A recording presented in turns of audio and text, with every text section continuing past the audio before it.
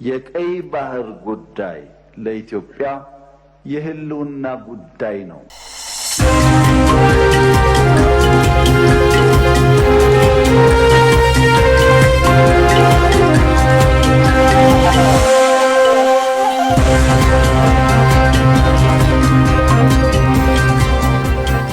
በዓለም ዙሪያ ከመቶ በላይ ሀገራት ወታደራዊ ወጪያቸውን በ2024 አሳድገዋል።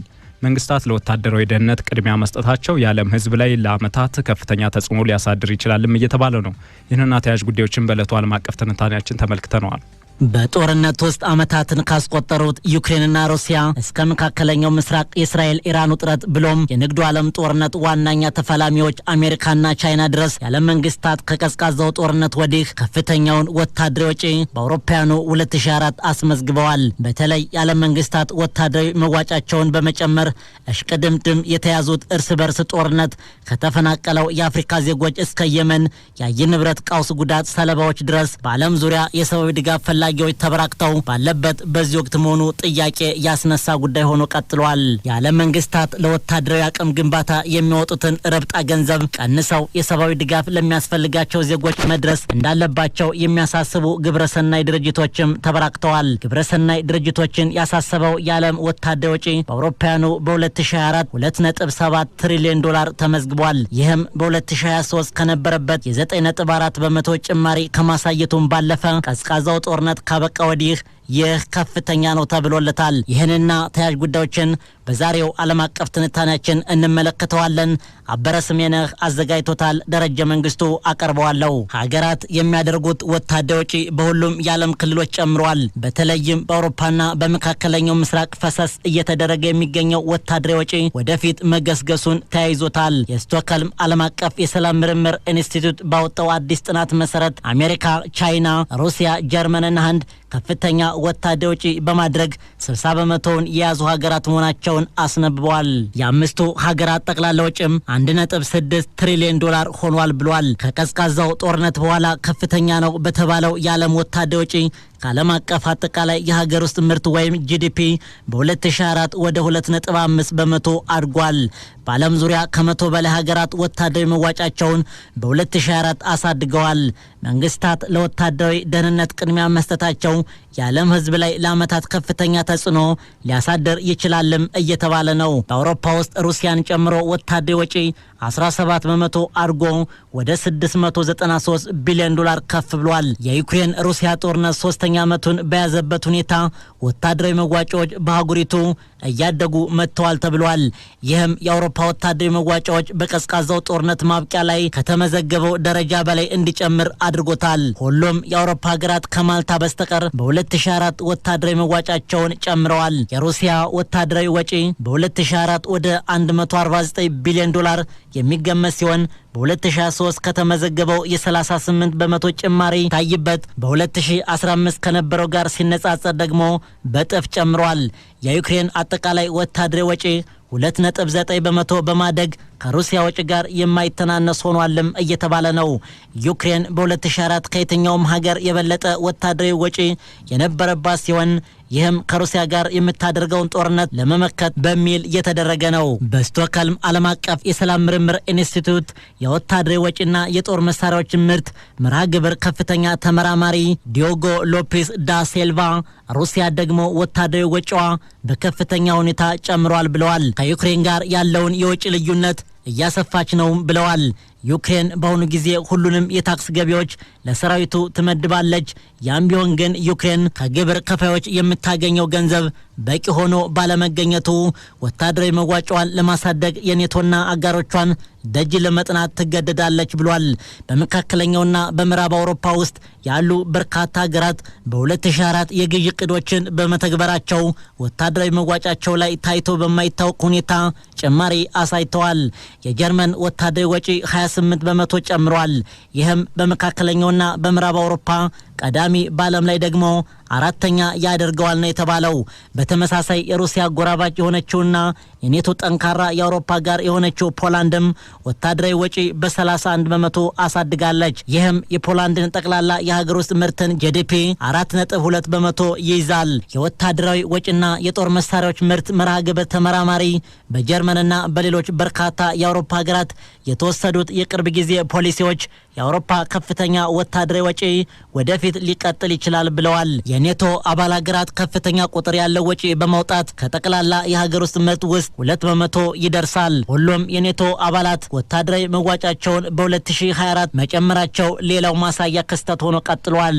በዚህም በኔቶ አባላት አጠቃላይ ወታደራዊ ወጪ 1.5 ትሪሊዮን ዶላር ወይም 55 በመቶውን የዓለም ወታደራዊ ወጪ ይሸፍናል ተብሏል። ከ32ቱ የኔቶ አባል ሀገራት 18ቱ ቢያንስ 2 በመቶ የሚሆነውን የሀገር ውስጥ ምርትን ለውትድርና አውለዋል። የልዕል ሀያሏ አሜሪካ ወታደራዊ ወጪ ደግሞ የ5.5 በመቶ ጭማሪ በማስመዝገብ 997 ቢሊዮን ዶላር ደርሷል። ይህም ከአጠቃላይ የዓለም ወታደራዊ ወጪ 37 በመቶውን ይሸፍናል።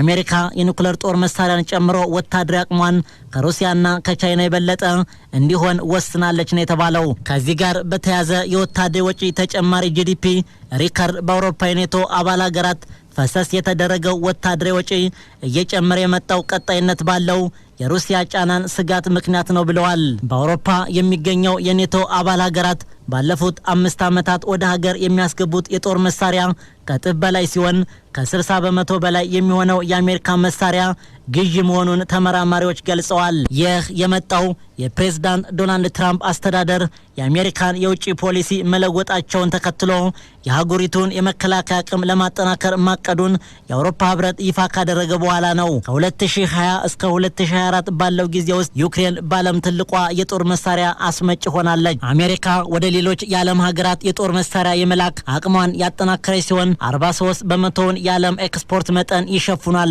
በዚህም የአውሮፓ ኔቶ አባል ሀገራት ወደ ሀገራቸው የሚያስገቡት የጦር መሳሪያዎች ካለፉት 5 ዓመታት ጋር ሲነጻጸር በ105 በመቶ ከፍ ብሏል። ከነዚህ መሳሪያዎች ውስጥ 64 በመቶውን ያቀረበችው አሜሪካ ናት። በተለይ ከሩሲያ ለሚሰነዘረው ማንኛውንም ጥቃት ምላሽ ለመስጠት በአውሮፓ ውስጥ ባሉ ግዛቶች መካከል የሚደረገውን የመታጠቅ ሁኔታ ያሳያል ሲሉ በስቶክሆልም ዓለም አቀፍ የሰላም ምርምር ኢንስቲትዩት የጦር መሳሪያ ዝውውር መርሃ ግብር ኃላፊ ማቴዎስ ጆርጂ ተናግረዋል። ከፍተኛ ተመራማሪው ፔተር በበኩላቸው ከሩሲያ ጋር ውጥረት ውስጥ የገባው ኔቶ አባላቱ በጦር መሳሪያ ምርቶች ላይ ያላቸውን ጥገኝነት ለመቀነስና የአውሮፓን የጦር መሳሪያ ኢንዱስትሪ ለማጠናከር እርምጃዎችን ወስደዋል ብለዋል።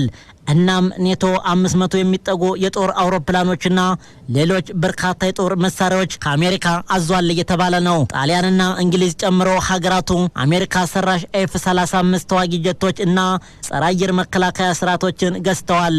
በተለይም አውሮፓ በ20 ዓመታት ውስጥ ለመጀመሪያ ጊዜ ለአሜሪካ ትልቁ የጦር መሳሪያ ገበያ ምንጭ ሆኗል። ከ2020 እስከ 2024 በአጠቃላይ በአውሮፓ መንግስታት 35 በመቶውን የአሜሪካ የጦር መሳሪያ ይሸፍናሉ። ይህም ከመካከለኛው ምስራቅ ሀገራት ቀዳሚ ያደርጋቸዋል። አሜሪካ ደግሞ የዓለም የጦር መሳሪያ ንግድን መቆጣጠሯን እንድትቀጥል አስችሏታል። እንደ ቤልጅየም፣ ኒዘርላንድና ዴንማርክ ያሉ ሀገራት በአሁኑ ጊዜ ከአሜሪካ ጋር በግሪንላንድ የወደፊት እጣ ፋንታ ላይ በዲፕሎማሲያዊ ውዝግብ ውስጥ ባሉበት ወቅት በአሜሪካ የጦር መሳሪያዎች ላይ ጥገኛ ናቸው። እናም የጦር መሳሪያ ግዢ ብዙ ዓመታትን የሚወስድ ከመሆኑም በላይ ያንን ለመቀየር ከፍተኛ የገንዘብ ኢንቨስትመንትን ይጠይቃል እየተባለ ይገኛል። በሌላ በኩል ፈረንሳይ ወደ ቀሪው አውሮፓ የምትልከውን ምርት በ3 እጥፍ ያሳደገች ሲሆን በዋናነትም ተዋጊ ጀትን ለዩክሬን ለግሪክና ክሩዥያ ትሸጣለች። ህንድ በበኩሏ 28 በመቶ የፈረንሳይ የውጭ ንግድ ድርሻ ትይዛለች። ይህም ከሌሎች የአውሮፓ መንግስታት በጥፍ ይበልጣል። ህንድ ባለም አቀፍ ማዕቀቦች እንዲሁም በዩክሬን ወረራ ምክንያት የሩሲያን ጦር መሳሪያ እንድትገዛ በአሜሪካና አገሮቿ ግፊት ሲደርስባት ቆይታለች። ካሁን ቀደም ከሩሲያ የውጭ ንግድ 38 በመቶውን የምትይዘው ህንድ ፊቷን ወደ ሌሎች ሀገራት እያዞረች ትገኛለች። ወዲህ ደግሞ 18 በመቶውን የሩሲያ የጦር መሳሪያ ወደ ውጭ የምትልከው ቻይና የራሷን የመከላከያ ኢንዱስትሪ አጠናክራለች።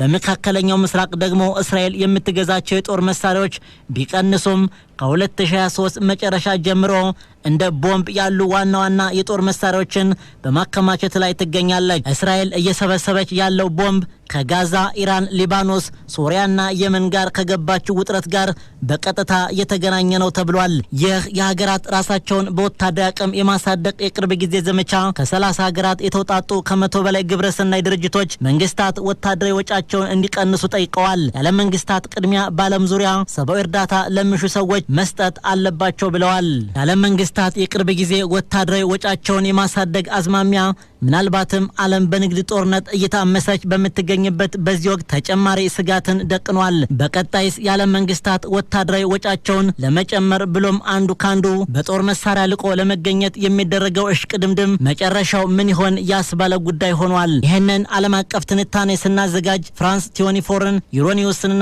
አልጀዚራን በዋቢነት ተጠቅመናል።